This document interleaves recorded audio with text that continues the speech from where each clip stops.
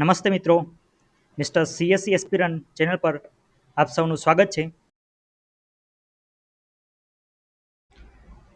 દોસ્તો, ગુજરાતનું જે ફિસ્કલ પેરામીટર છે એ ખૂબ સ્ટ્રોંગ છે.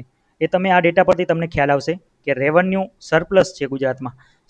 જે રેવન્યુ આવે છે બરાબર, અને જે એક્સપેન્ડિચર થાય છે સરકારનું, તેના વચ્ચેનો જે ડિફરન્સ છે તમે જોઈ શકો છો કે એક્સપેન્ડિચર ઓછું છે ગુજરાત ગવર્મેન્ટનું અને રેવન્યુ વધારે છે, એટલે રેવન્યુ સરપ્લસ બજેટ છે આ. તમે જોઈ શકો છો કે લાસ્ટ 5 યરમાં કન્ટિન્યુઅસલી રેવન્યુ સરપ્લસ જોવા મળે છે ગુજરાતમાં.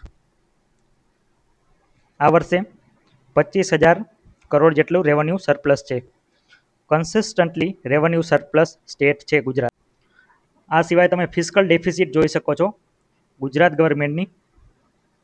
જે એફઆરબીએમ એક્ટ છે દોસ્તો, એમાં 3% લિમિટ છે સ્ટેટ માટે. એ લિમિટમાં સ્ટેટે મેન્ટેન કરવાનું હોય ગુજરાત એની રાજકોષીય ખાત એટલે ફિસ્કલ ડેફિસિટ.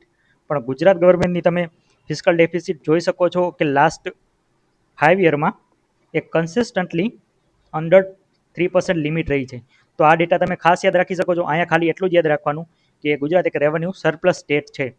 આ સિવાય આપણે ટ્રેક રેકોર્ડ જોઈએ ગુજરાતનો ડેબ મેનેજમેન્ટમાં. એટલે ગુજરાત સરકાર જે પબ્લિક ડેબ લે છે, પબ્લિક ડેબ એટલે કે ગુજરાત સરકારને જે રેવન્યુ મળતી હોય બરાબર, એમાં એક પાર્ટ હોય પબ્લિક ડેબ.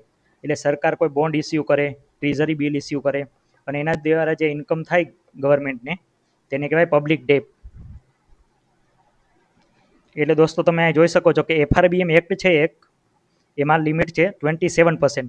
પણ ગુજરાત સરકાર કન્ટિન્યુઅસલી 2021-22થી અને 2026-27 સુધી તમે જોઈ શકો છો કે 6%, અરાઉન્ડ અંડર 6%, એટલે કે 27% જે લિમિટ હતી એની અંડરમાં કન્સિસ્ટન્ટલી મેન્ટેન કરે છે પબ્લિક ડેબ છે તે. પબ્લિક ડેબ ટુ જીડીપી રેશિયો દોસ્તો. પબ્લિક આપણું જીએસડીપી હોય છે ગુજરાત સરકારનું, અને પબ્લિક ડેબ.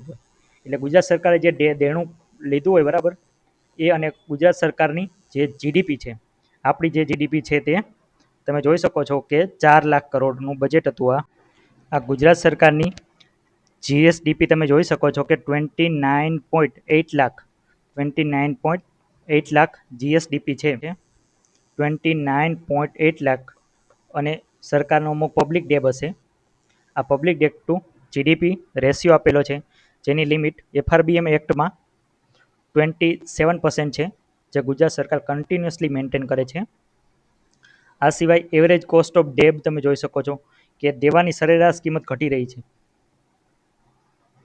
તમે જોઈ શકો છો કે ગુજરાત સરકારની ડેબ જે લેવાનું હોય એમાં જે ખર્ચો થાય તેની કિંમત કન્ટિન્યુઅસલી ઘટી રહી છે.